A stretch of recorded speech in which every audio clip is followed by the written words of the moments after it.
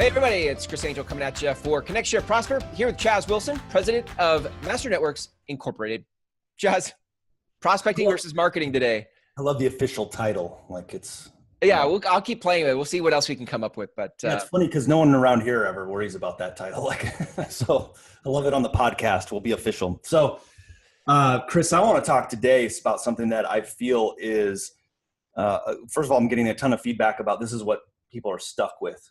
And if in my book 5+1, I talk about prospecting versus marketing under the lead generation piece, right? We're all in the same business. We got to generate leads. Yep. But what people struggle with is what activities to do to generate leads. And unfortunately, as I've talked to some people lately, I think if I were to rewrite it, I would probably do it a little differently in that section of the book, because I think people misunderstand the marketing versus prospecting piece. So prospecting, of course, is, I think it's on page 37. Hang on, I'll grab it. I think it's on page 37 where I talk about this in 5+1. So 39, I'm sorry. So page 39, if people have 5+1, if not, you can get it. But where I talk about prospecting versus marketing, and the fact is, anytime I start a new company, of course, I want to be more prospecting focused because it's typically less cost. I just have to spend more time doing it, right? Yep. So then it's like, well, where does marketing come into the play, and when can I do that? The reality is nowadays there's marketing that can cost, and there's marketing that's free. You know, in the days before, we had to look at the four major television markets of, you know, NBC, ABC, CBS, and Fox, right, and go, hey, I want to get in front of people. But now with social media, you've got the big four with Facebook, Instagram, LinkedIn, YouTube. Yeah. And you want to get in front of those, and there's no cost. I mean, you can pay. There's ways to get in front of more people. But so I think the difference is people say, well, I'm just going to be prospecting focused. I think the risk in that of just being prospecting focused is that it's all outbound, and you want to get some inbound leads of lead generation. And that's where the marketing is. That's why I do, you know, and I would encourage every one of my listeners to reach out to you and do a podcast like this, because it puts out there in the space my marketing message. Right. And then we always do at the end, if anyone's listened to this episode, these episodes, we talk about driving them to Master Networks. Right. To a website that can then capture a lead. Right. Generate a lead. Right. And then pick up the phone and call them. So I think sometimes that gets missed, Chris. I think content. So, I mean, what we're talking about is content marketing. When you create content, there's something about marketing I love, which is it's leverageable. You can only do so many face-to-faces in a week, only, and there's a place for that. Go back to Michael Mayer's thing, like you go up the influential zone and you're getting into interactions with people offline, but down in the information zone, you're really getting to a place where you can reach more people with your message, and you just can't do that through prospecting. Well, for sure. And so the hard part is, I think what holds people back is what to do, where to do it, what's my message. Yeah. And so here's what I've been helping with some of these groups with is this. So again, contact somebody like you. It's great, right? There's all these shameless plugs I'm giving you, but I love it. Thank you. Yes, I'll take it. Yes. So look, contact Chris, because this is why I did the podcast with you, right? In this video podcast is because, and I have a team of people here, but you make it so easy. And there are systems and platforms that make it easier to do this. And so I can reach out to you. We can record these and then they get posted. And so that's how I can do it. What I'm going to say, I think people overthink. So in one of my group coaching calls this morning, we talked about this, and someone's like, well, do I brand me or my product? Right.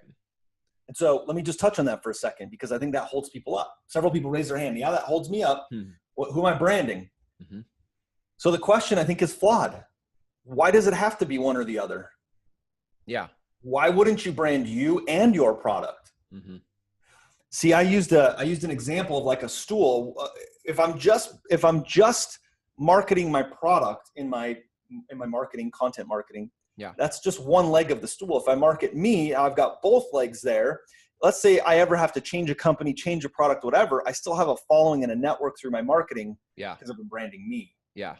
Yeah. It's really good. Right. So don't let that stop you. And then the last tip on that from a content marketing strategy there is content and documentation. I think you can do both. You can create content that you can share like this, And then like my team's creating a little video, what do they call it, vlog, right? Or it's a video log of what we did yesterday and the day before and so forth. And I can put that out. I can just document what I'm doing. I don't have to worry about it being so, you know. Yep. I think part of the challenge in that is that, and I spoke on this yesterday too. It was like Women's Council of Realtors, where the question I asked was, what's your biggest challenge or frustration with marketing? And it was similar to the list you gave me, right? It was like, where do I start? What do I say? How do I create time for it? There were all these things. And I think in the middle of all the chaos and confusion, frustration, we just don't take action at all. Right. And what I said to them was one of the places to start to look for your inspiration of what to say is just, what is life teaching you? I think sometimes we're trying to like, feel like we have to be have transformed into some yogi that can like speak wisdom from. The reality is life teaches you something every day. And if you just come from that place, you have something to share. You just have to look. Right. You don't have to become an influence guru to have an audience. I mean, you present anything that you've got a value. I think people will watch. I mean, look, that's why you look at like Facebook and Instagram stories are so popular and why people watch them, because I'm just documenting my daily activities. And you do a really good job of this, Chris. I've watched you.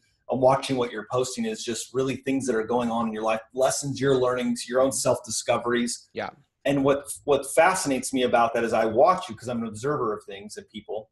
What I watch is that's resonating with people because they go, I relate to that. I relate to that. Mm-hmm. And that's the key. By being transparent, people relate. Yeah.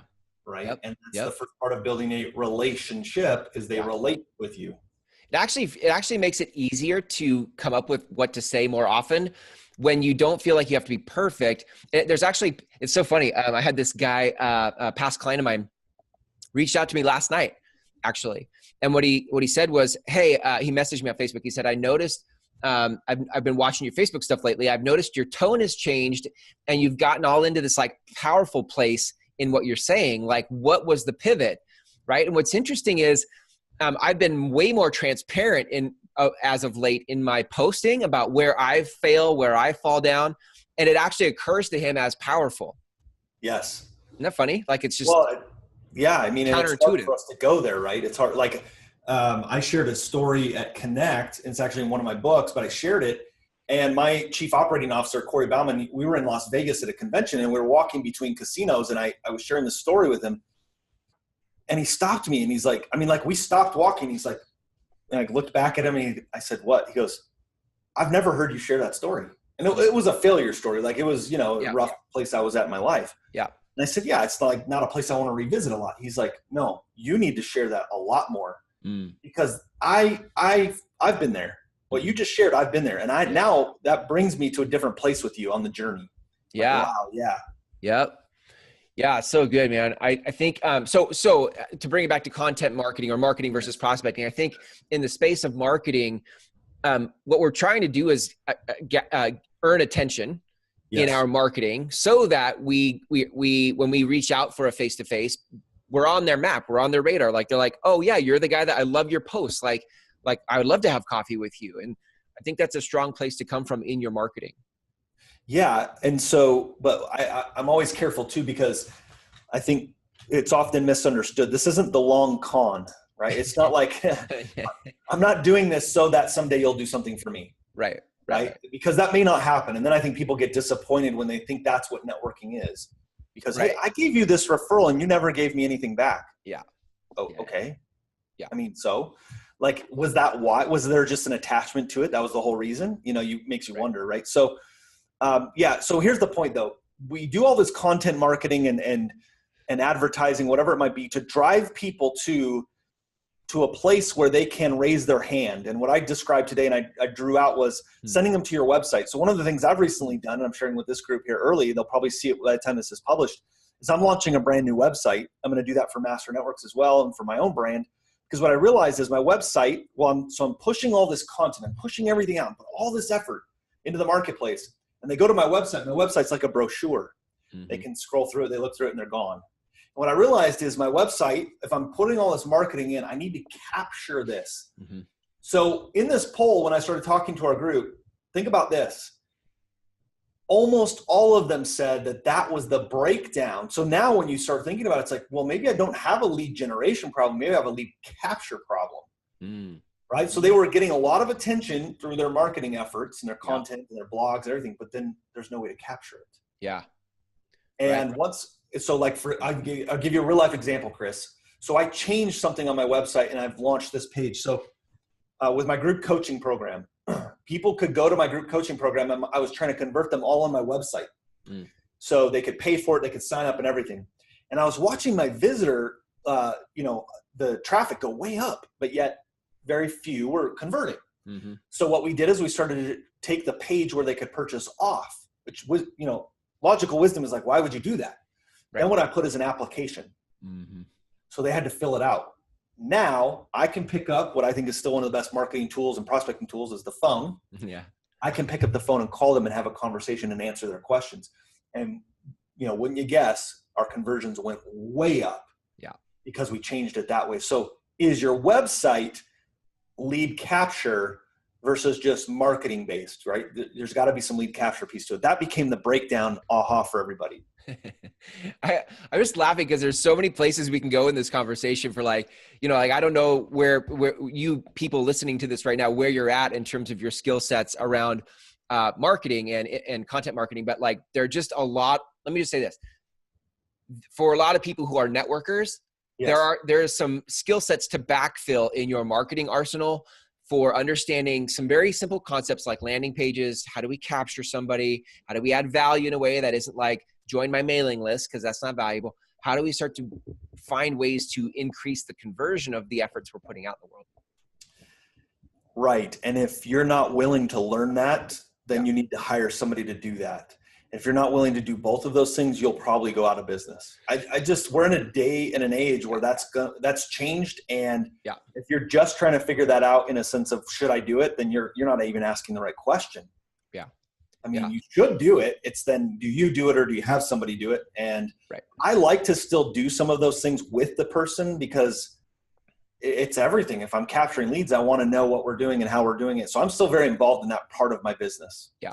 Well, it's hard to ask people to do something for you that you don't know what you're like. I've done this before. I've hired stuff out because I'm just like, I don't want to deal with it. I don't want to learn it. I hire it out. And then what I get back isn't it's not the result I wanted, but I don't know how to ask them to fix it. And they don't know so what you have is the blind leading the blind in terms of trying to produce a result in your business. And that almost never works. So yes. So I guess there's a lot of lessons in today, but I think the point of this is look, you've got to start to figure out, first of all, there is a place for marketing. As a networker, there's a place for marketing in your business. And two, there's a lot of things to probably assess what you need to learn, what you need to add to your arsenal so that your marketing is more effective. Yes, that's Anything else you'd add to that? I mean, I think we're right on it, and just get started and start pushing that stuff out there and either do it yourself, get in and study it, or find people who can help you. Yeah, that's it. That's the work. That's the work. Awesome. Chaz, if people want to learn more about Master Networks, where can they go? Well, you'd go to our lead capturing website called masternetworks.com. I mean, that's the key, right? We're finding ways to help people launch chapters, start chapters, connect with our network, and get more attention to what they offer. So go to masternetworks.com and our wonderful team will be glad to help you. Yeah. Sorry. The thing about that is, and I just want to make the point because it's right here, the teachable moment is right here.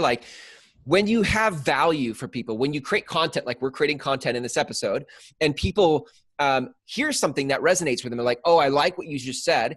And at the end of that content, we invite them to go further down the road of what they're interested in. That's just trying to make it easier for you, the listener, to take the next step in a way that would help your business. And so sometimes people get this whole lead capture thing kind of confused in their head. I'm trying to manipulate you or convince you to do something. But when you do content marketing right, you're just giving people the next logical step to take action in something that they see to do for themselves.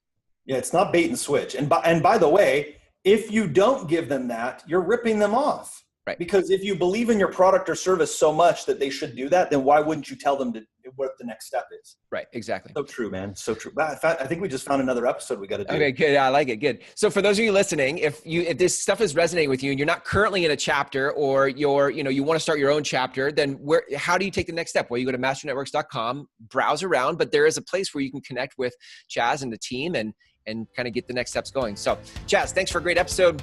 Look forward to the next one. We'll see you then. Thanks, sir.